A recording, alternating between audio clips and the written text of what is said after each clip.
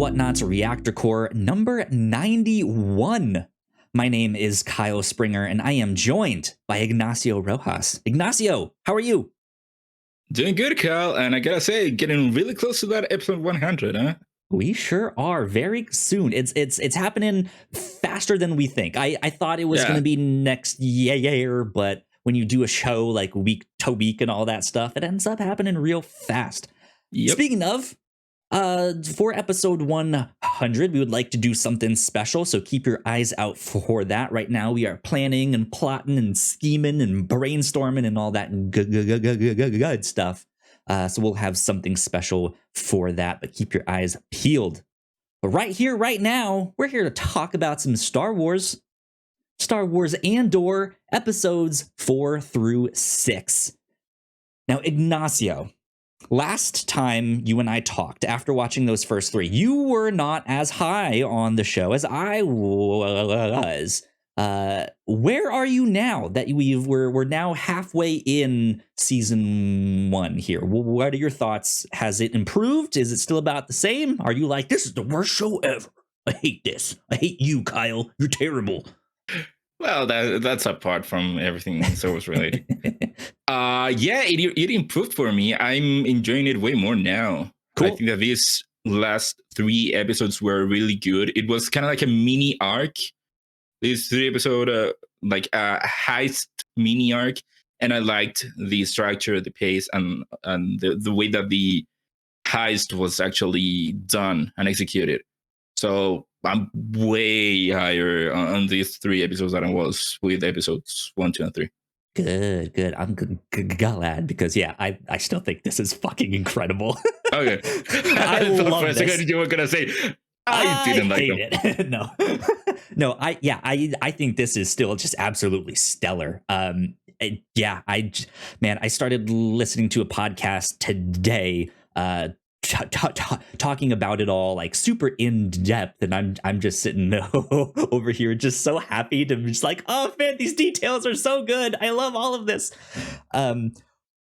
One thing that I do want to mirror that this podcast that I listened to mentioned, the podcast, by the way, is called A More Civilized Age. You guys can go check it out. They mostly have been covering Clone Wars stuff, but they decided to get into all the Star Wars Andor stuff. But one of them on there said, we've really only seen Star Wars, or most of the time, we've really only seen Star Wars kind of in this like zoomed out perspective, right? We know there's a big empire. We know there's this big war going on, and there's this one main family kind of at the center of it all. And like, that's kind of the story that we've focused on. And this show really seems to be taking you for like, all right, look, even if you're not a Star Wars fan, you probably know enough about Star Wars to know that there is an empire, right? There is a rebellion, and that's kind of it. That's all you need to know. And so it has like zoomed in, like hyper focused on stuff within the Star Wars universe in a way that nothing else really has exactly. And that's one of the things that I'm really enjoying about the show too, is that it's letting you sit with things. We're following characters that are just kind of living their lives. Like, that's just kind of it, right? And I really like seeing how all of this plays into the thoughts and just how people are reacting to the rise of the empire, how it's starting to form, how the rebellion is just starting to form, all that stuff. I'm fascinated with all of that stuff.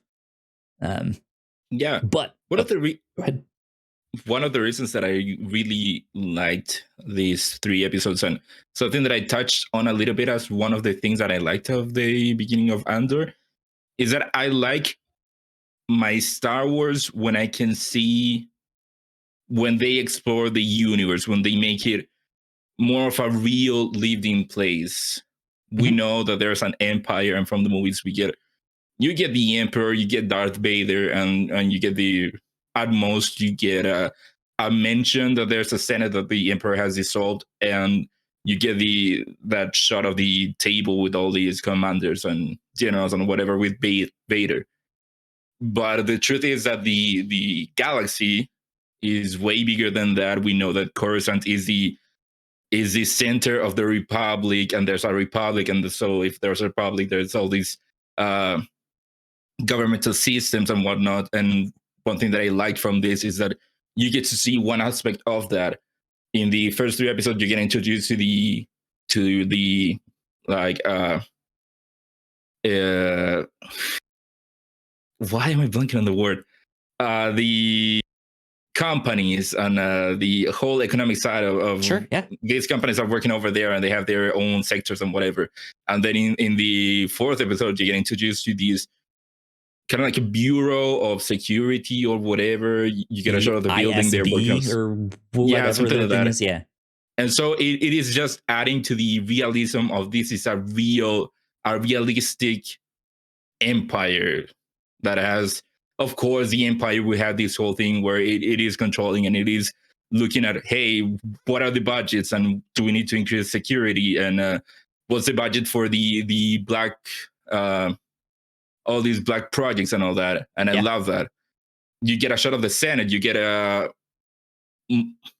I'm always confused with her name. Is it Mon Mothma? Mon Mothma, yeah. Mon Mothma. You see her banter with her husband talking about all these politicians, and you get a shot of the Senate.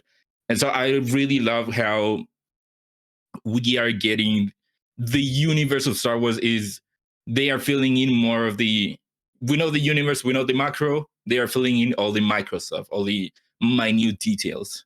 Yeah. And that's one thing that I like about the show.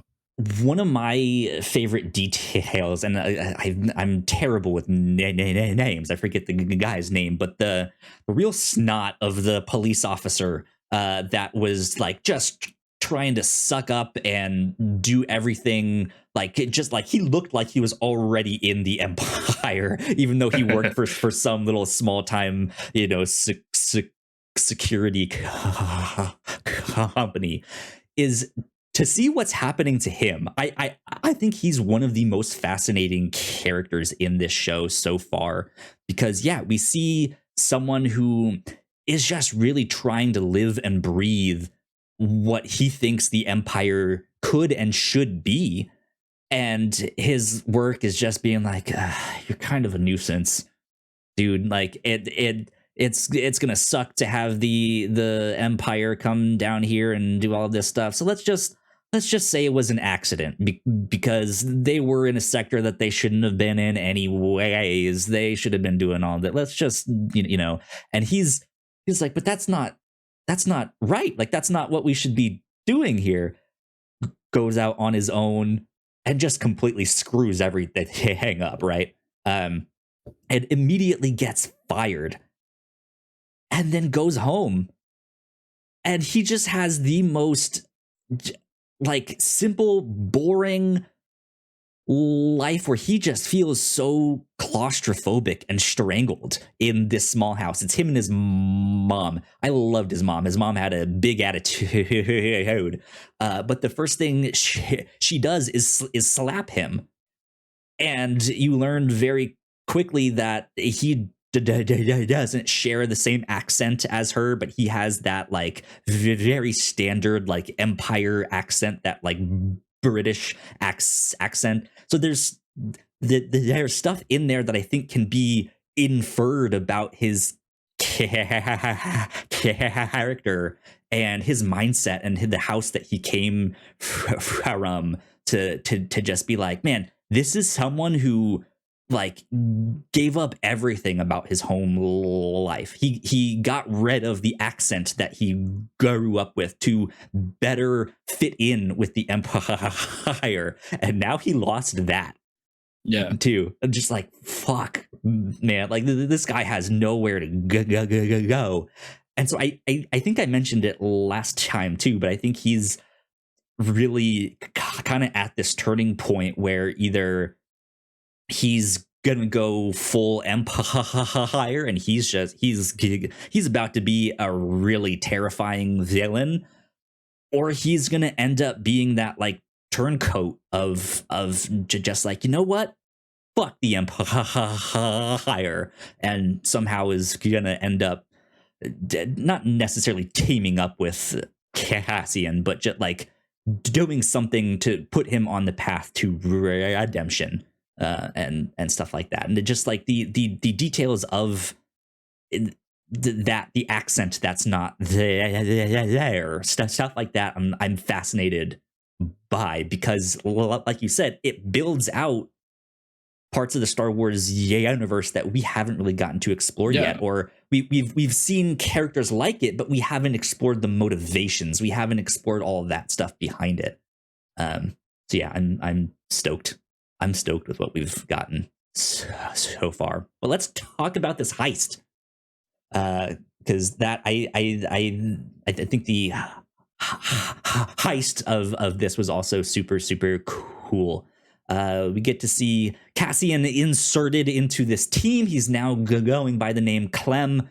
And Ignacio just drops out of the call, and he is returning. Things must have been getting staticky on his end. No, I checked my internet. My internet was okay. Weird. Well, right now I'm getting the spinning boxes. Yeah, I know. I'm fixing it. Okay. We'll be right back. And we're back. Okay. A little bit of technical difficulties there, but yes, let's talk about the heist that they do here. Cassian is inserted onto this team. They're about to pull off this heist in like 5 days. They're not super happy. What about this heist piqued your interest a little bit more? Because that was one of the things that you said was like, hey, I'm kind of into this. I think it was all of it. Like I said, this feels like a mini arc for the heist, where episode 4 you get the introduction to the team. He's getting there. They are not vibing because he's the new guy.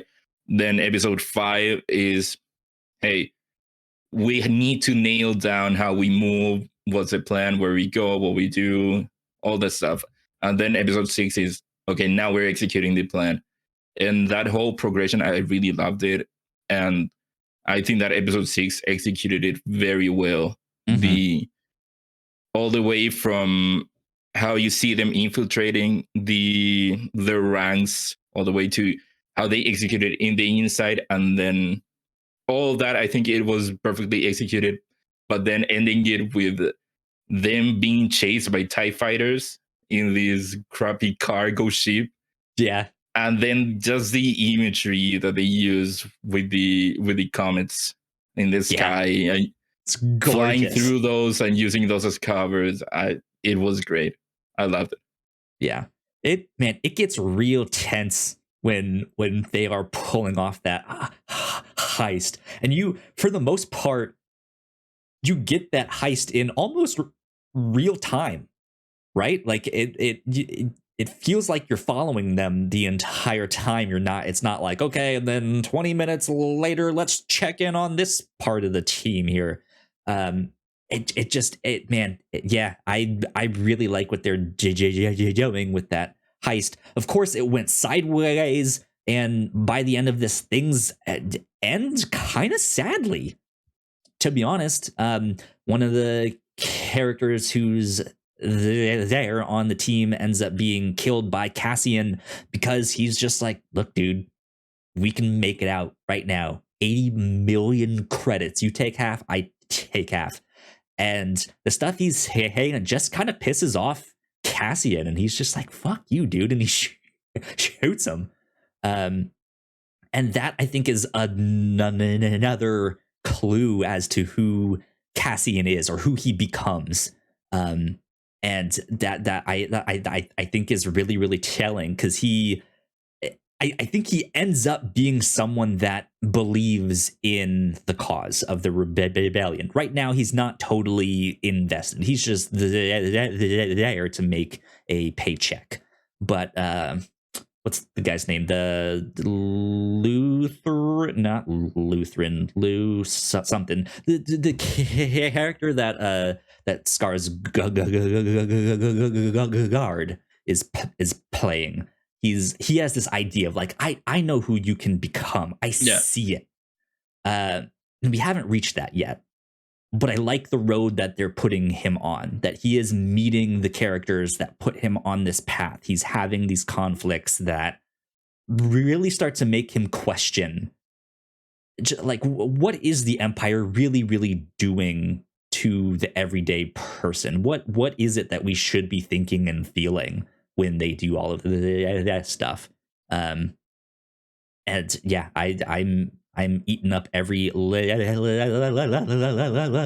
bit here. Do you have stuff that you is like on your wish list still of like, man, I really hope they get into more of this or more of that, stuff like that? Just that's kind of a vague question. Not really, because I don't know where the show goes from here. I know we have 2-3 more episodes. We have 6 more. And I don't know where. Well, but this season. Yes, of this season we have 6 more. Yeah. Yeah. See, I don't know where it can go from here. So I don't know what could happen. I'm guessing that the plotline from the beginning where they are chasing him is gonna come back. I wonder how they will do it. My fear was that they were gonna bring back the storyline from the first 3 episodes into this one and make it be very convenient as to, oh, right when they're going to do the heist, one of the officers from that other planet, it just happens to be here to be watching the comment event, and oh, hey, that's Andor. I'm looking for you. I'm chasing you in these random parts of the universe. And so that was my fear. But luckily, or I'm glad that they made it separate from what was happening before. Yeah. But my guess is that somehow they have to bring it back because that's still there. Yeah, that is probably what they would have done if this was an episode of the cartoon. I like that kind of plot is exactly what it would be like. Oh no, the heist has gone wrong because this one guy just happened to be here at this thing and he recognized us, and oh no, chaos ensues.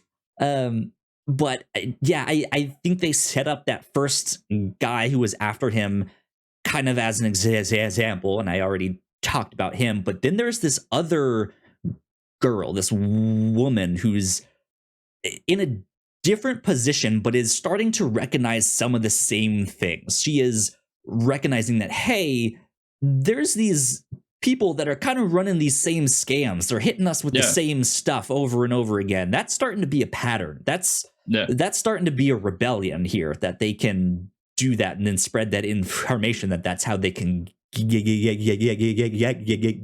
that they can get us. And it feels like she's also about to go out on her own and do something. But I'm wondering if there is going to be either a parallel that will then tie back into that first guy of like, well, how come I got fired, but she got like all of this stuff? Like, I was the one that found him. Like, all, it could be something like that. Or it could be that she actually puts in the work to be like, oh, okay, I presented evidence, but you said find more. And so maybe that's what she does, is she starts to build this like unbeatable case, right? That is like, hey, we need to go after this guy, or here's the stuff that is like, holy shit, there's a full-fledged rebellion that's happening right now.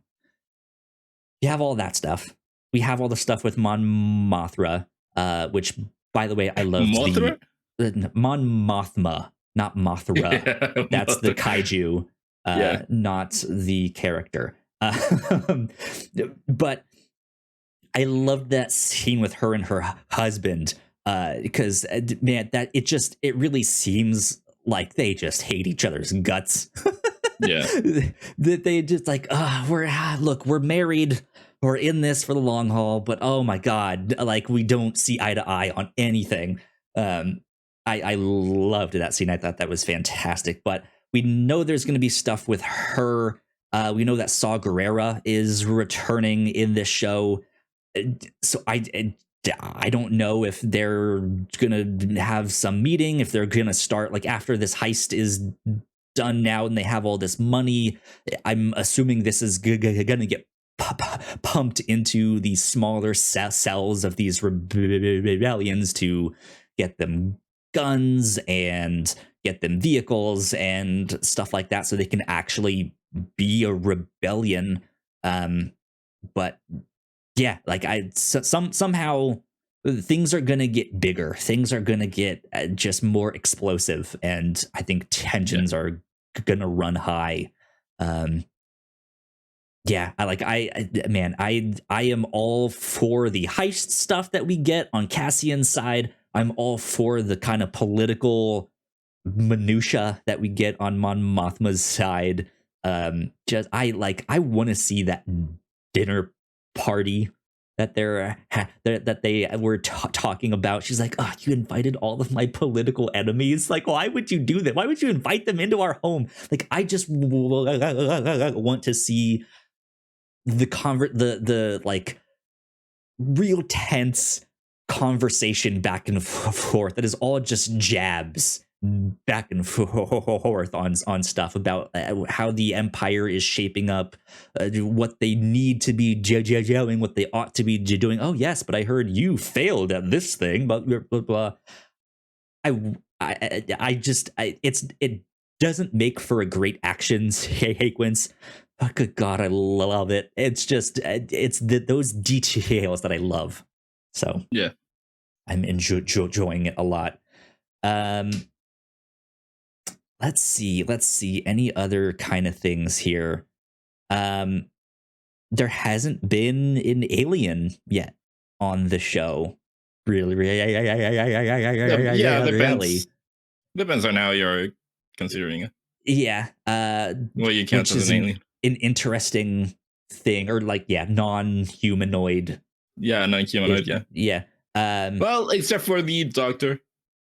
Yes. Yeah. We did get him in this one. That was the first one that we got. Yeah. Man. I'm just. I hope this show is just keeps up like where it is now. I think it is putting the rest of these Star Wars shows to shame. Like, I liked Obi-Wan. Yeah. I thought it was fine. I thought it was competent. I liked it a lot. In comparison to this, I'm just like, man, Obi-Wan was mediocre. Wow. Damn. Wow. Yeah.